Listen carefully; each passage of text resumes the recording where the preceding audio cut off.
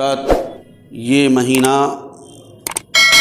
شعبان المعظم ہے اور اس مہینے کی بہت ساری فضیلتیں پیارے آقا علیہ الصلاۃ والسلام نے بیان فرمائی ہیں۔ اس مہینے کا ایک جو اہم کام ہے وہ ہے رمضان شریف کی تیاری کرنا۔ مسلمان اس مہینے میں رمضان شریف کی تیاری تو کرتے ہیں مگر دوسرے انداز سے کرتے ہیں۔ اب کے رمضان میں سحری میں کیا کیا بننا ہے، اب کے رمضان میں افطار میں کیا کیا نئے آئٹم بڑھانے ہیں، اس طرح کی تیاریوں کا اس مہینے میں خیال آتا ہے۔ لیکن یہ مہینہ یہ والی تیاری کرنے کا نہیں ہے،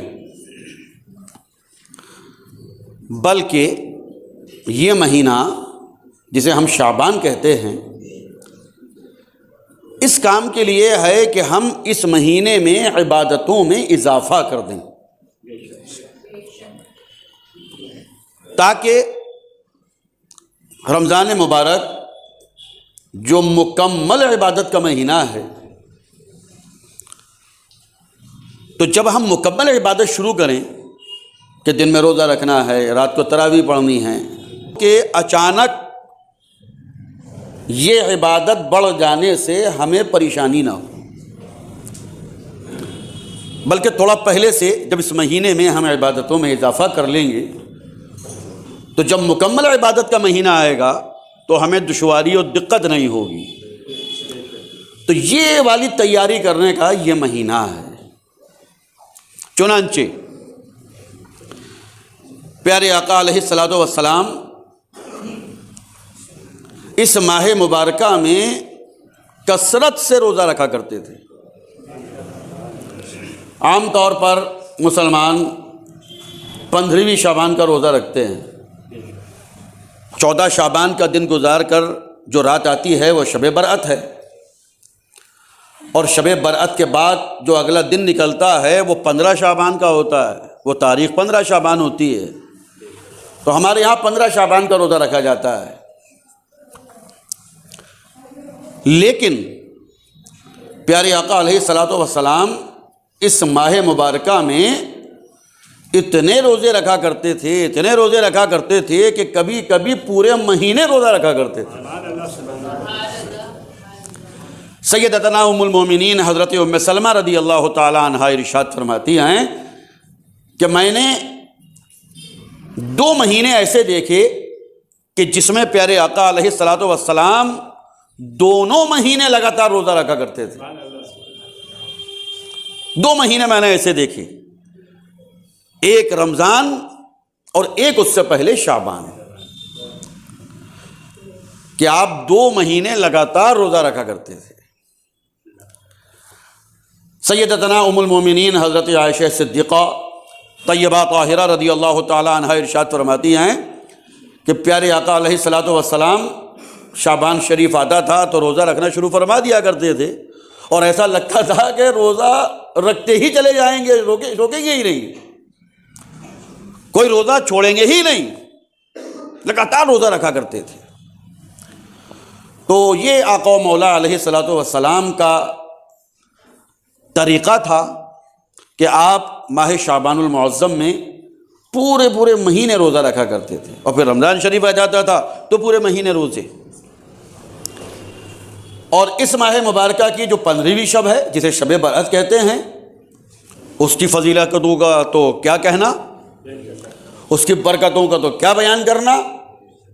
انشاءاللہ ہر سال کی طرح اس سال بھی شب برأت کے موقع پر محلہ نئی بستی میں مرکز اہل سنت جامعہ قدیریہ کا سالانہ اجلاس ہوگا محفل میلاد پاک کے عنوان سے، کہ جو تقریباً اگر میں بھول نہیں رہا ہوں تو 57-58 سال سے ہوتا ہے۔ آپ شب برأت میں آئیے گا، نئی بستی میں جلسہ شب برأت محفل میلاد پاک میں آئیے گا، تو میں انشاءاللہ 12 بجے کے آس پاس خطاب کروں گا اور آپ کو بتاؤں گا کہ اس رات میں آپ کو کرنا کیا ہے، تو پھر آپ کیجئے گا، بڑی برکتوں والی رات ہے۔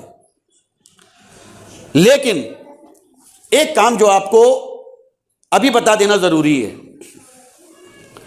چونکہ اس رات میں بتایا جائے گا تو پھر پتہ نہیں موقع ملے کہ نہ ملے، اس لیے ابھی بتا دینا ضروری ہے کہ 15ویں شب میں، شب برأت میں قبرستان جانا یہ بھی پیارے نبی صلی اللہ علیہ وسلم کی سنت ہے۔ آپ نے دیکھا ہوگا سنی مسلمانوں کا مزاج بھی ہے کہ شب برأت میں قبرستان جاتے ہیں، ایصال ثواب کرتے ہیں، فاتحہ خوانی کرتے ہیں۔ ظاہر سی بات ہے قبرستان میں جا کر ایصال ثواب ہی تو ہوتا ہے۔ تو پیارے آقا علیہ الصلوۃ والسلام اس رات میں شب برأت میں قبرستان تشریف لے جایا کرتے تھے۔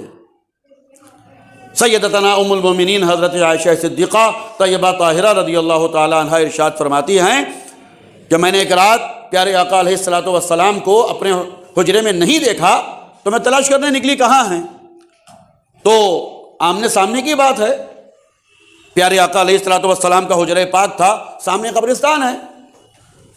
تو حضرت عائشہ صدیقہ جب تلاش کرتے کرتے وہاں پہنچی تو کیا دیکھا کہ پیارے آقا علیہ الصلوۃ والسلام اللہ کے ذکر میں مصروف ہیں۔ اب ظاہر سی بات ہے کہ اگر صرف اللہ کا ذکر کرنا مقصود ہوتا تو برابر میں مسجد بھی تو تھی۔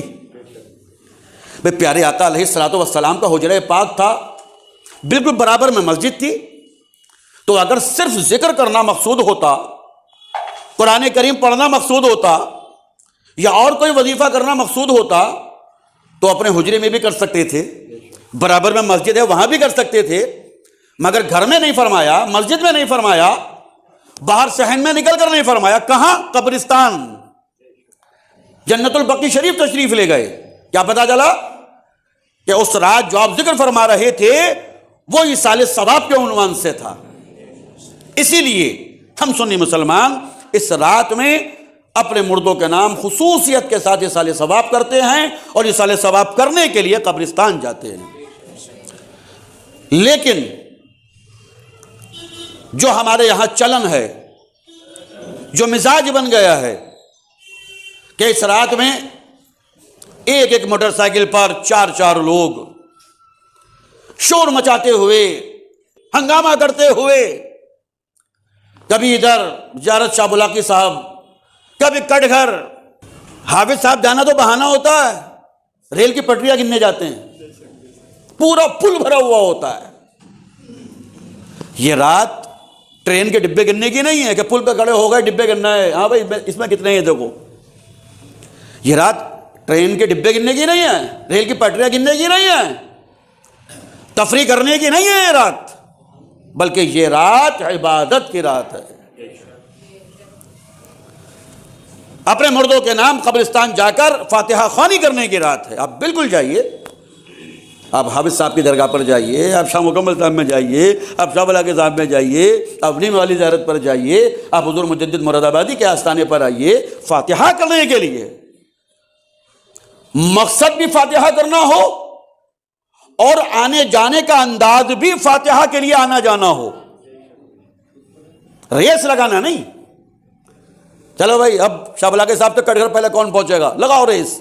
ریس لگانے کی رات نہیں ہے یہ شور مچانے کی رات نہیں ہے، یہ اللہ تبارک و تعالیٰ کا ذکر کرنے کی رات ہے، اپنے مردوں کو یاد کر کے ان کی فاتحہ خوانی کرنے کی رات ہے۔ لہذا آپ اس رات میں قبرستان جائیں، فاتحہ خوانی کریں، ایصال ثواب کریں۔ اس رات میں اللہ تبارک و تعالیٰ آپ کو توفیق دے تو حلوہ بنائیے، حلوے پر فاتحہ کیجیے۔ کیوں؟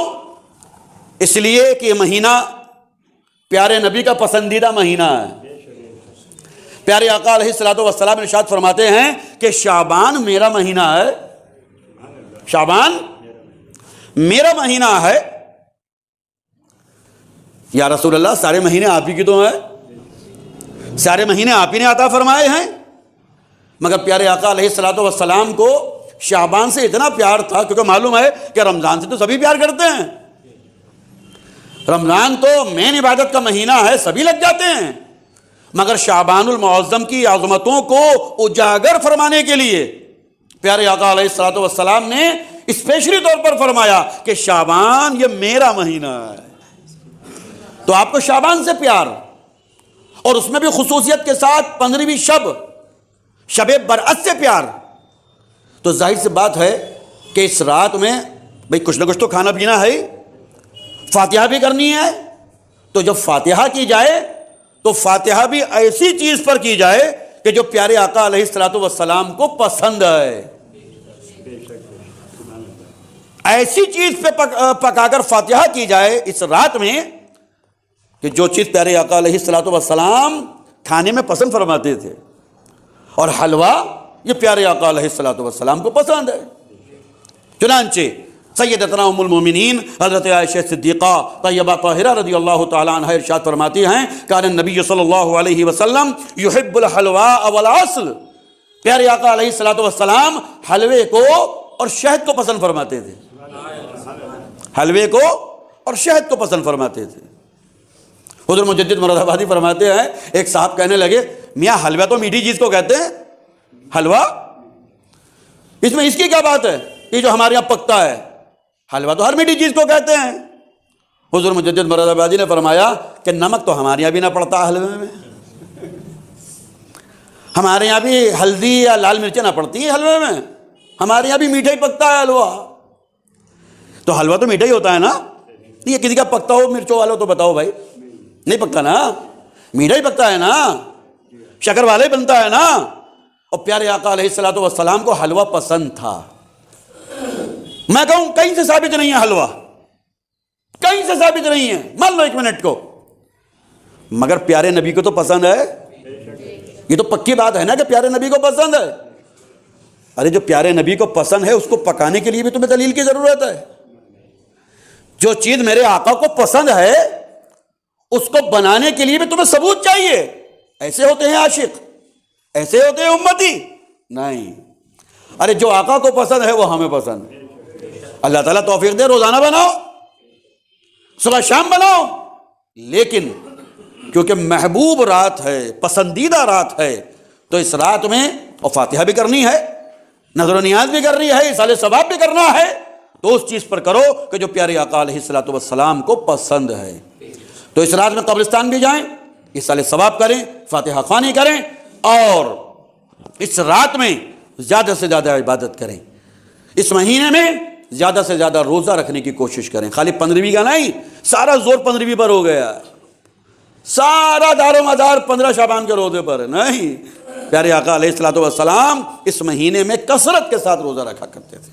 لہذا یہ ماہ مبارکہ بڑی برکتوں والا ہے، اس میں زیادہ سے زیادہ